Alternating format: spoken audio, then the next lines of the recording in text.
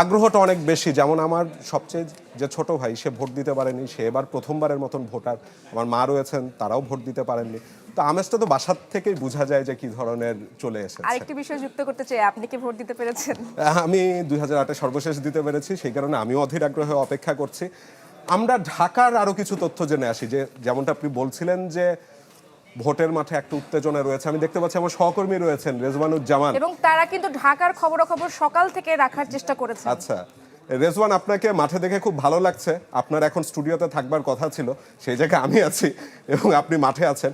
সকাল থেকে কি দেখলেন ঢাকার পরিস্থিতি? কারণ আমি দেখলাম আপনি অনেক জায়গায় ঘুরে বেড়াচ্ছিলেন, বলবো না, নির্বাচনের খবর আপনি সংগ্রহ করবার চেষ্টা করছিলেন। আমেজ কেমন দেখছেন?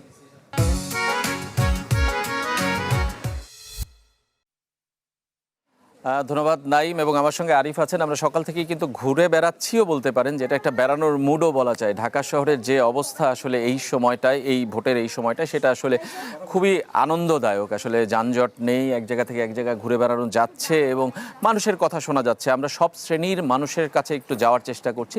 নির্বাচন তাদের কাছে আসলে কি, তারা কেমন বাংলাদেশ চায়, কালকে যে নতুন সরকার গঠিত হবে নির্বাচনের মাধ্যমে, সেই নির্বাচিত যে সরকার আসবে তারা আসলে বাংলাদেশের মানুষকে কি দিতে চায়, কিংবা তাদের কাছে আমাদের প্রত্যাশা কি। আমারও আছে প্রত্যাশা, আরিফেরও আছে, সাধারণ মানুষেরও আছে। আমার মনে হয় যে আরিফ, আমরা কয়েকজনের কথা একটু শুনতে চাই। আমরা এই মুহূর্তে আছি গুলশানে, আছে এই মুহূর্তে এবং সেখানে আমরা দেখতে পাচ্ছি যে ভোটাররা আমাদের সঙ্গে রয়েছেন।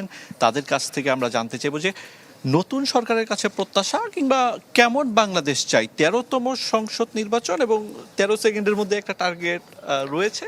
ওকে, আপনি বলতে পারেন। জি, প্রথমত আমরা একটা ল অ্যান্ড অর্ডার যাতে বাংলাদেশে ঠিক থাকে, ফ্রিডম অফ এক্সপ্রেশন যাতে থাকে, আর বিজনেস কমিউনিটি থেকে চাওয়া থাকবে যে আমাদের ইজ অফ ডুইং বিজনেস, ব্যবসা করার জন্য যে বাধাগুলো থাকে সেগুলো আরও কমে আসবে।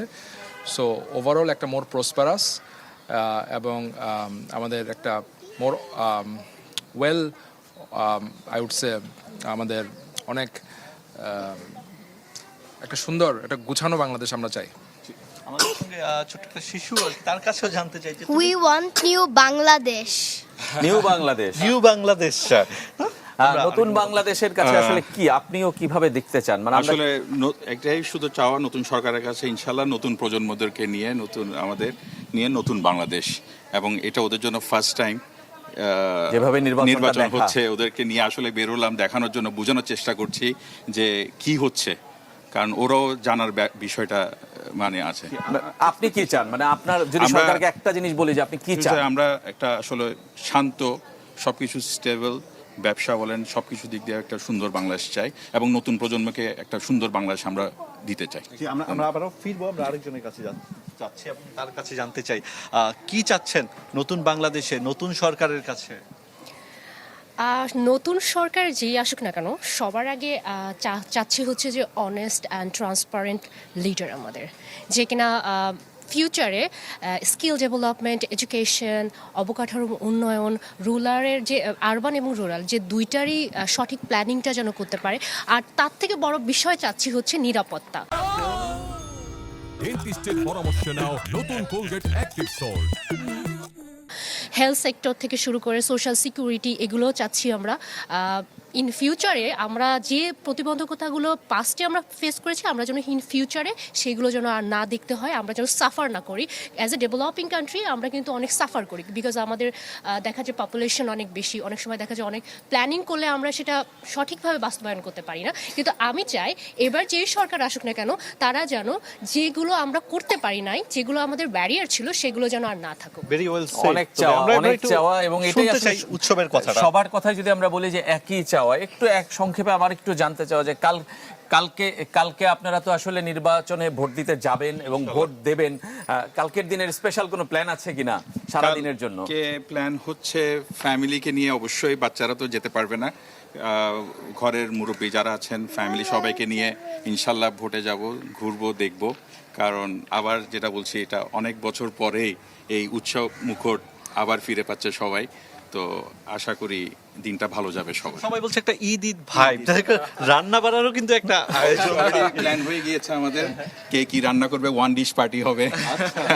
So, একটা জিনিস এনশিওর করতে হবে যাতে সবার ভোটটা যাতে কাউন্ট হয়, তো ফ্যামিলির সবাই যাতে সব মেম্বারদেরকে নিয়ে ভোট কেন্দ্রে যায়। এবং টেলিভিশনের সামনে বসে রেজাল্টটা রেজাল্টটা দেখা, এটা দিয়েও কিন্তু একটা excitement থাকে। একটা like a- অনেকদিন পর একটা ফেস্টিভ ভাইব চলছে। আর্জেন্টিনা ব্রাজিলের ম্যাচের মতো আমরা যেরকম এতক্ষণে একদম পুরো কি খেলার কথা আর্জেন্টিনা শুনলাম, ব্রাজিল আর্জেন্টিনা ম্যাচের ব্রাজিল। মতো বাংলাদেশে বিএনপি ভার্সেস জামায়াত, কিংবা যদি বলি যে অন্য এনসিপি, কিংবা বলি যে অন্য দলগুলো স্বতন্ত্র প্রার্থী, তাদেরও কিন্তু অনেক আসলে সম্ভাবনা রয়েছে। সব মিলে একটা সম্ভাবনার বাংলাদেশের কথা আমরা বলছি, এবং তরুণ প্রজন্ম আপনাদের মতো যারা, তারাই আসলে কিন্তু ভবিষ্যতের বাংলাদেশ গড়ার ক্ষেত্রে অনেকটা অগ্রণী ভূমিকা রাখবেন ভোট দিয়ে এবং ভোট দিতে উৎসাহিত করে। নিশ্চয়ই সবাইকে বলছেন ভোট দিতে যাওয়ার জন্য। অফকোর্স, কারণ আমি একজন বাংলাদেশের নাগরিক হিসেবে বলবো যে আমরা যেন প্রত্যেকে নিজ দায়িত্বে ভোট কেন্দ্রে যাই এবং ভোটটা যেন নিজের মতো করে যাকে ভালো লাগে একদম ফ্রিলি যেন তাকে আমরা যেন ভোটটা দিয়ে আসতে পারি, এবং যেন সব কিছু যেন ঠিকঠাক থাকে। সোফার I am hoping that, and দেখি ফিউচার বাংলাদেশ আসলে আমাদের জন্য কি ওয়েট করছে, এটা আসলে দেখার একটা বিষয়। আমি তো অনেক বেশি এক্সাইটেড। আর আমরা যারা ইয়াং রয়েছি, যেমন আমরা পড়াশোনা শেষ করে আমরা হয়তো বা ক্যারিয়ারের দিকে আস্তে আস্তে ইনভলভ হচ্ছি, আমাদের জন্য আসলে একটু ফ্লেক্সিবিলিটিও চাচ্ছি আমরা আসলে। অবশ্যই পছন্দের প্রার্থী জিতুক আর না জিতুক, আমরা চাই যে যেই সরকার গঠন করুক, বাংলাদেশের আপনাদের চাওয়াগুলো যেন সবার পূরণ হয়। ইনশাআল্লাহ, আমরা অবশ্যই। সেটা চাই, যেই বাংলাদেশের নতুন সরকার গঠন করবে, নিউ বাংলাদেশ আমরা চাই। New Bangladesh. We want new new Bangladesh. Bangladesh চাই। এবং, একদমই তাই, সবথেকে আমরা বড় নতুন ব্যাপার- বাংলাদেশ চাই। আমরা মনে করি যে পেছনে যা হয়েছে গত 52-54 বছরে, বাংলাদেশের নতুন শুরুটা 12ই ফেব্রুয়ারি জাতীয় সংসদ নির্বাচন, ত্রয়োদশ জাতীয় সংসদ নির্বাচন, সেখান থেকে হবে। নাইমা, আপনি নিজে যেমন ভোট দিতে যাবেন অনেকদিন পর, বাংলাদেশের মানুষও কিন্তু সেই ভোট উৎসবে আসলে সামিল হয়েছে, এবং তার ছোঁয়া আমরা অল্প অল্প করে হলেও সারা ঢাকাতেই কিন্তু আসলে খুঁজে পাচ্ছি।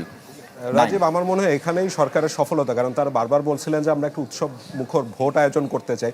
সেই উৎসবের পুরোপুরি আমেজ অন্তত আপনার মাধ্যমে দর্শকরা দেখতে আমরা কিন্তু পাচ্ছেন। দেখছিলাম ওয়ান ডিশ পার্টির আয়োজন চলছে বিভিন্ন বাসায়, এবং ইরশাদ, আগে কিন্তু এমন হতো, মানে ভোট যখন হতো, আমার খেলা ছিল 2008-এও, মনে হতো যে একদম ঈদের মতন আয়োজন, সেখানে রান্না বান্না হচ্ছে।